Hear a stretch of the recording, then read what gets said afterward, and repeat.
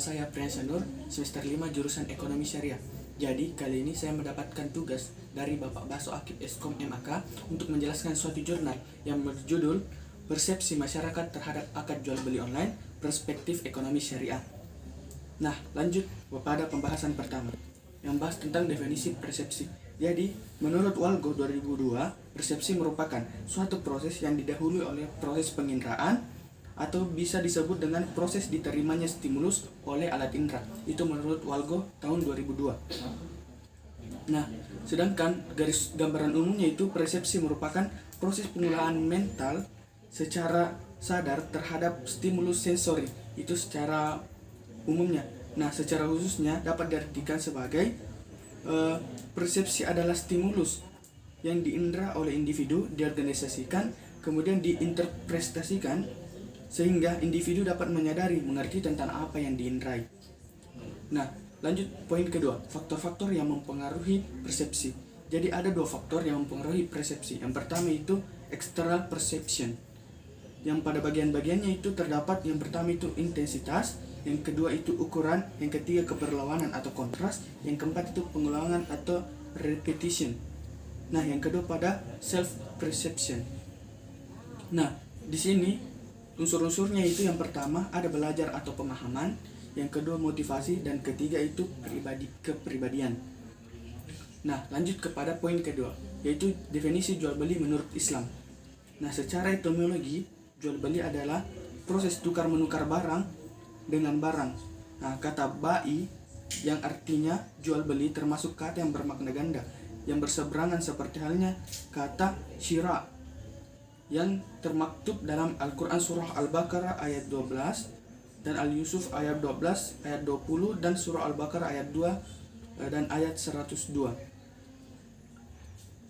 Nah, lanjut kepada poin selanjutnya, yaitu dasar hukum jual beli. Nah, seperti yang dijelaskan tadi bahwa dasar hukum jual beli itu ada terdapat dalam Al-Quran, ada terdapat dalam sunnah dan ijma. Nah, kemudian rukun dan syarat jual beli. Jadi menurut banyak ulama yang berpendapat tentang rukun dan syarat jual beli ini, tapi gambaran umumnya itu ada 4 hukum. Yang pertama itu ada penjual, yang kedua itu ada yang pembeli, yang ketiga itu ada pernyataan atau ijab kabul, dan yang keempat itu ada barang yang diperjualbelikan. Nah, jenis-jenis jual beli. Nah, berdasarkan harga jual beli dibagi pula menjadi 4 bagian. Yang pertama itu jual beli yang menguntungkan atau al-murabahah. Yang kedua itu jual beli yang tidak menguntungkan, yaitu menjual dengan harga aslinya atau otolia. Yang ketiga itu jual beli rugi atau al-khasarah. Yang keempat itu jual beli al-musawah. Nah, manfaat dan hikmah jual beli.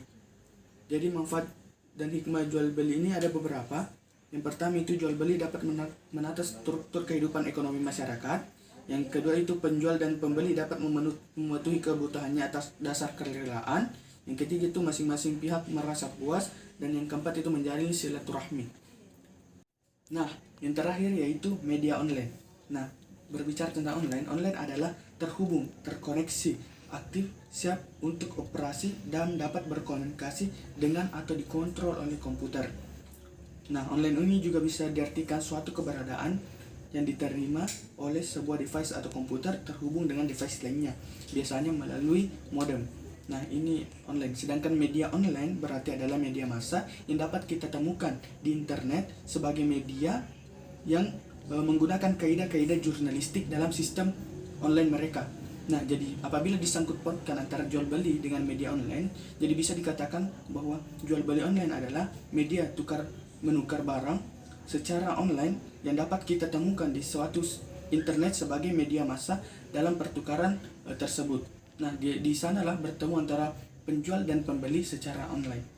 Mungkin itu saja yang sempat saya jelaskan. Saya akhiri dengan ucapan wassalamualaikum warahmatullahi wabarakatuh.